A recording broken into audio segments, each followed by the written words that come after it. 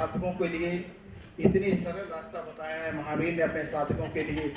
और उन्होंने कहा है जो महावीर का साधक होता है, महावीर ने साधकों के लिए सिर्फ छोटी सी बात बताई है।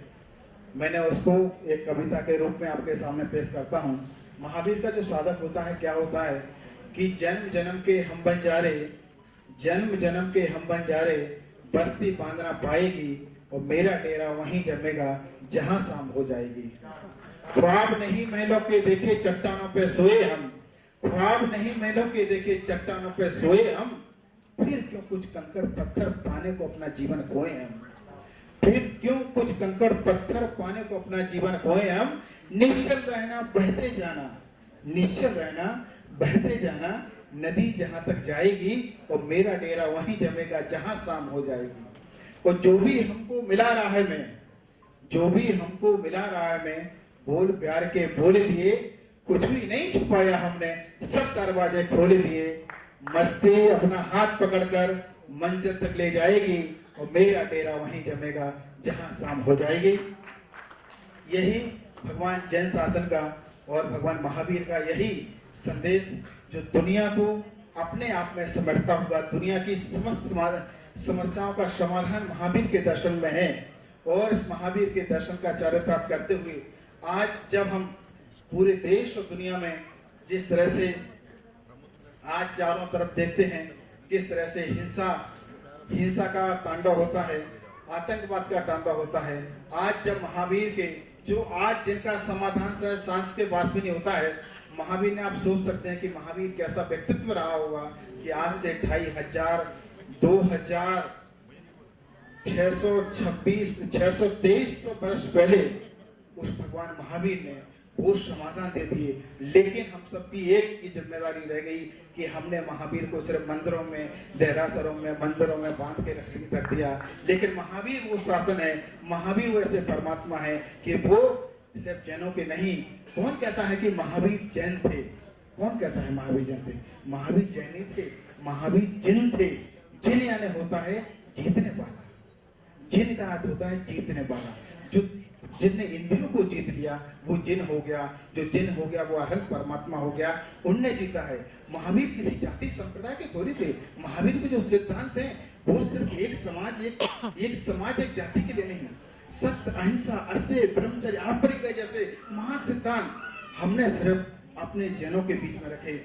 मैं सच कहता हूँ ये महावीर के सिद्धांत अगर हम जिन से जैन धर्म के लोग इसको जन बना दें तो देखते हैं कि दुनिया में कितना सारा बदलाव हो सकता है। वर्किंग डे के दिन इतने लोगों को उपस्थित होना ये बहुत कठिन काम है जो आपने करके दिखाया। ये इन्होंने नहीं किया है, ये भगवान महावीर के प्रति जो हमारा अनन्य श्रद्धा है उसने किया है। आप विचार कर सकते हो भगवान महावीर हर माँ की कोख से पैदा नहीं हो सकता है। अपनी कोख से पैदा करने के लिए उसको माँ भी त्रिशला बनना पड़ता है। और जब त्रिशला माँ की साधना के कारण से हमारा देश कितना महान है कि हमारी माताएं बहनों ने अपनी कोख से भगवान को पैदा करने का काम किया है, वो ये देश भारत है। तो मैं सोचता हूँ कि 2623 वर्ष पहले भगवान महावीर का जन्म हुआ और गर्भ में आते ही जिस प्रकार का चमत्कार होना प्रकट हुआ, देवता लालायित रहते थे कि ये बच्चा गर्भ से जिस दिन निकलेगा उस दिन हम सब उपस्थित होकर के उसके स्वागत में वहां खड़े होंगे। मैं सोचता हूँ इंद्र जैसा अपने आप को मानता था वो भी उस पवित्र अवसर पर वहां मौजूद हुआ। यह पहला चमत्कार होगा।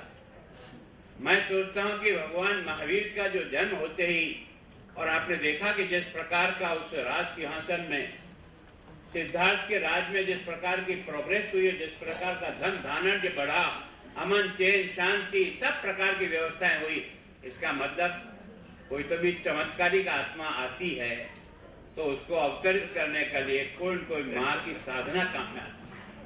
तो मैं सोचता हूँ कि त्रिशला माँ की हम सब बहुत ही ऋणी हैं कि जिसने अपनी कोख से एक ऐसा बालक को जन्म दिया जिन्होंने माता पिता की आज्ञा की पालना करने के लिए 28 वर्ष तक ये कहा कि तुम संन्यास नहीं ग्रहण करोगे जब तक मैं जीवित हूँ, अपने माता पिता की आज्ञा का, जबकि वो तो पहले ही दिन से उस वितराग मार्ग में बढ़ चुके थे।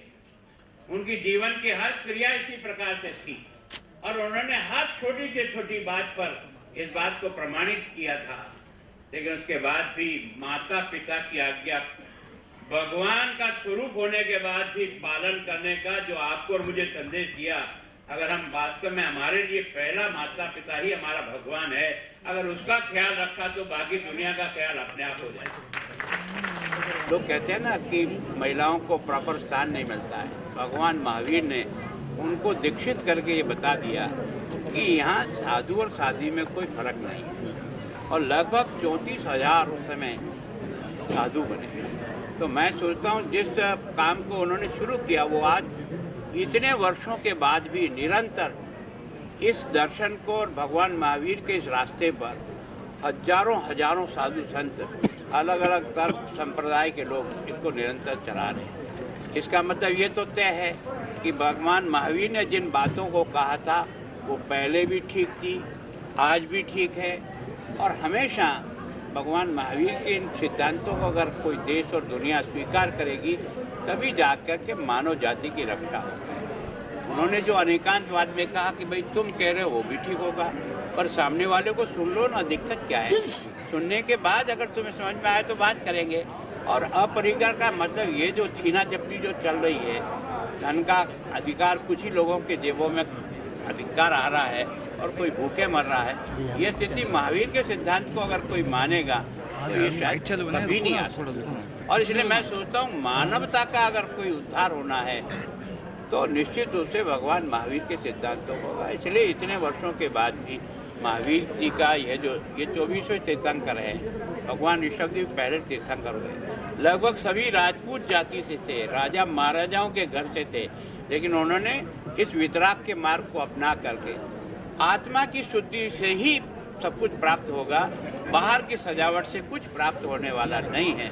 और इसलिए व्यक्ति को कहा अंतर्मुखी होकर के अपने दुर्गुणों पर विजय प्राप्त करो और फिर प्रयत्न करो। तो मैं सोचता हूँ ऐसे जो दर्शन है उसको आगे की पीढ़ियों तक जाए, उसके लिए कार्यक्रम हर साल करते हैं, कोशिश करते हैं। तो यहाँ आने के बाद पता लगा कि गुरुवर भी यहाँ उपस्थित होंगे, है ना। लोकेश मुनि जी जैसे बड़ी बड़े हस्तियाँ, मैं तो बहुत छोटा कार्यकर्ता हूँ इस श्रावक हूँ, पर मेरा सौभाग्य है कि मैं आज यहाँ आया हूँ। और न्यू पदम सागर जी के कार्यक्रमों में तब से आता हूँ जब से मैं एक विधायक के रूप में राजस्थान में मंत्री के रूप में काम कर रहा हूँ। तो वास्तव में एक तरह से जो समाज जागरण का जो काम है वो जैन वो है जो भगवान महावीर को समझे और माने। केवल नाम लिखने से व्यक्ति जैन नहीं हो सकता है, जैन होगा तो कर्म से जैन होगा, तब जैन होगा। भगवान महावीर के जो जैन परंपरा के 24वें तीर्थंकर हैं भगवान महावीर स्वामी, जिनका आज 2623वां जन्म कल्याणक आज हमने मनाया है। यहाँ पर हमारे आसाम प्रदेश के प्रथम नागरिक हैं और राजस्थान के लाडले आदरणीय महामहिम गुलाब चंद कटारिया जी साहब ये सब उपस्थित हुए। उनका ये बड़कपन है कि वो हर किसी को इतना बड़ा बना के चलते हैं और स्वयं इतने बड़े व्यक्तित्व हैं जिनके आगे हर व्यक्ति अपने आप को गौरव, उनके सानिध्य में हर व्यक्ति अपने आप गौरव समझता है। परम पूज्य गुरुदेव यहाँ पर आए हैं और इस कार्यक्रम की सबसे बड़ी सार्थकता ये है कि यहाँ पर सिर्फ जैन कम्युनिटी नहीं थी, सिर्फ जैन समाज के लोग नहीं थे। आप अगर गौर करेंगे तो यहाँ पर एक ऐसी कम्युनिटी नहीं थी जो इस कार्यक्रम में सम्मिलित थी। यही भगवान महावीर की सबसे बड़ी विचारधारा है और यही भगवान महावीर का संदेश है जो उन्होंने शादवाद, अनेकांतवाद, जीव और जीर्णोदय से महान सिद्धांत दिए। आज इस कार्यक्रम की सार्थकता ये रही कि महामहिम की आदरणीय गुलाब चंद कटारिया साहब इतने सरल सहज, आप जानते हैं कि एक राज्यपाल का कितना बड़ा प्रोटोकॉल होता है, लेकिन उन्होंने सब कुछ साइड में रख के उन्होंने कहा महावीर का मैं एक सेवक हूँ, महावीर का एक साधक हूँ और उनके लिए मैं यहाँ पर आया हूँ। और उनकी ये सब संतों का जितना यहाँ सानिध्य मिला है इसके लिए पूरी मैं हार्दिक अभिवादन करता हूँ। आप सब आए हैं मीडिया कर्मी, जो इस बात को हमने कार्यक्रम किया है और इसीलिए किया कि हमारी पूरी मानवता के लिए एक अच्छा संदेश जा सके, एकता का, प्रेम का, समन्वय का जो संदेश जा सके, यही हम सबकी एक इस कार्यक्रम के माध्यम से बात रखी है।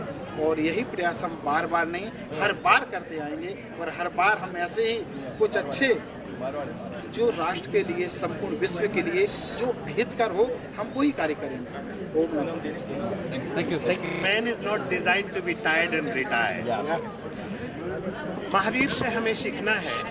आप ऊर्जा की बातें करते हैं, अपने मंदिरों में आप तीर्थंकरों का, भगवान का दर्शन करते हैं, कभी उनकी बुढ़ापे की मूर्तियां आपने देखी? लाखों बरस, हजारों बरस, करोड़ों वर्ष हो गए, आज भी वो बूढ़े नहीं हुए। तो हम तो उनके बच्चे हैं, कैसे बूढ़े हो जाएंगे? कोई मुझसे पूछता है आपकी उम्र कितनी है, तो मैं कहता हूँ मैं 24 साल का जवान हूँ 60 साल के अनुभव के साथ। और ये महावीर से मिला है।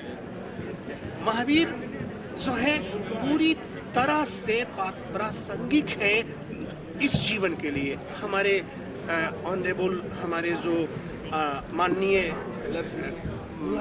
गवर्नर साहब ने, गुलाब कटारिया साहब ने जो कहा, गवर्नर साहब ने कहा बड़ी सुंदर बात कि हमारे जीवन में व्याकरण के साथ आचरण भी होना चाहिए। हमारा जीवन भी बोले, सिर्फ वाणी नहीं। और आप देखिएगा कितने सिनेमा आए, कितने उपन्यास आए और चले गए, मिट गए। आगम मिटा, वेद मिटा, गीता मिटा, कारण कि उसमें व्याकरण के साथ आचरण भी था। आचरण है, महावीर कभी नहीं मिट सकते कि आचरण है। निज पर शासन, फिर अनुशासन। तो हमें महावीर के जीवन को देखना है, समझना है, जीना है।